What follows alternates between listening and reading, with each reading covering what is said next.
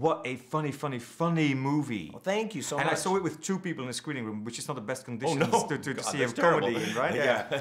I love my ass off. So what, it's just very generically and initially, what was so intriguing about the whole concept for you? What I was most intrigued with is, I like anything with strong female characters. Yes, as you've proven in the past.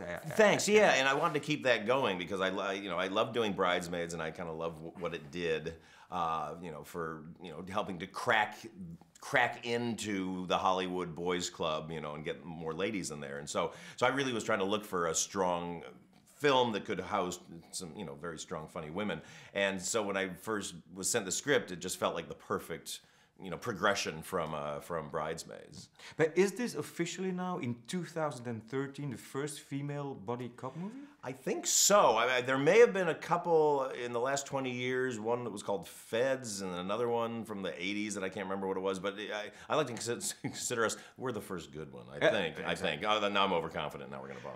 But still, it's and then I hear sexism in my head, right? That in 2013, that is the case. It's ridiculous. I mean, it is really silly that, in 2013 we're still having, conversations about why there aren't enough women in movies. It's very silly, but it's the fact that comedy is a bit of a boys' club, and because of that, guys sometimes have a different view of women, which is, they're the girlfriend who kind of ruins good time, or mom who comes and tells you to stop being funny.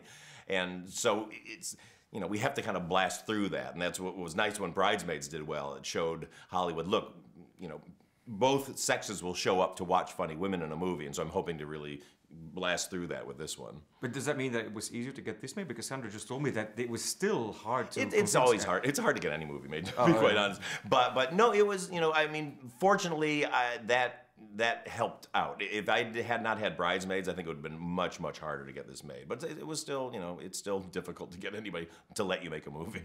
So you have this idea, you have 2 great protagonists. And so how did you go about casting? Because you found 2 ladies that are, just amazingly perfect. Yeah, I was really incredibly lucky. I mean, when the script was sent to me, I'd already heard that Sandra had read it and was interested in one of the roles, so that was a gift because I've always wanted to work with her.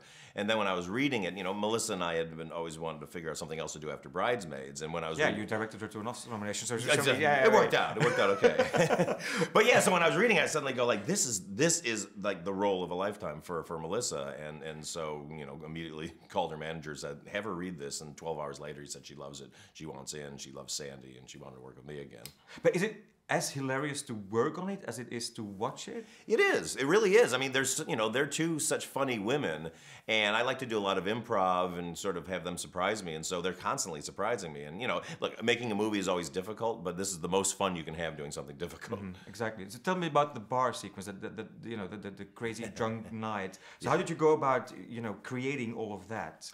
That was fun. I mean, we kind of shot it in order, so we started with, the girls just kind of having their drinks so they got to kind of settle into it and find their rhythms. And then with the drunken part, I had very clear, it wasn't in the script, but I very clearly saw that I wanted to see them dancing drunkenly in a bar. And so presented it to them, and they were, okay. And then I said, I'll get you a choreographer if you want. And Sandra was like, no, I don't want that. I'm going to make up the dance as I go. And that's why I think it's fun, is they were literally, I just turned on the cameras and they taught each other the dance as they were doing it. Was there method acting going on? Meaning, were they drinking? No, I know. I offered it up. I said, if you guys want to have a drink, go right ahead. But they're such good actresses, they were able to do it without it. I, however, was probably drinking the whole time. Yeah. So you made also such great TV in your career, right? So many great shows that you also directed. Thank you. These days, sometimes we say that the best cinema is often found on TV. Would you agree with that? I 100% agree. I think television is such an amazing place right now that movies really have to fight to kind of keep the quality up. Of course, I went into movies right when TV got really good. But I like both medium, but I'm a huge fan of television. I mean, if you look at like just Breaking Bad and Walking Dead and Game of Thrones alone have kind of been reinventing TV. So it's an exciting time. But now you're mentioning all drama, because there is a bit of a drought up with American sitcoms right now, right? Well, I mean, they exist and they're very popular, but I personally think, and maybe it's just because watching comedy might be a little bit of a busman's holiday for me. So I really enjoy the dramas, but what I love about the dramas is the writing is so tight now, and it's also very serialized, which is almost, the best TV shows are like enormous movies that just keep going, and I think that's sort of the best way to tell stories. Would you ever go back? Oh yeah, I'm developing a few things for television right now. I like to walk in the two worlds. I never want to stop doing movies because it's kind of my favorite thing, but I love TV.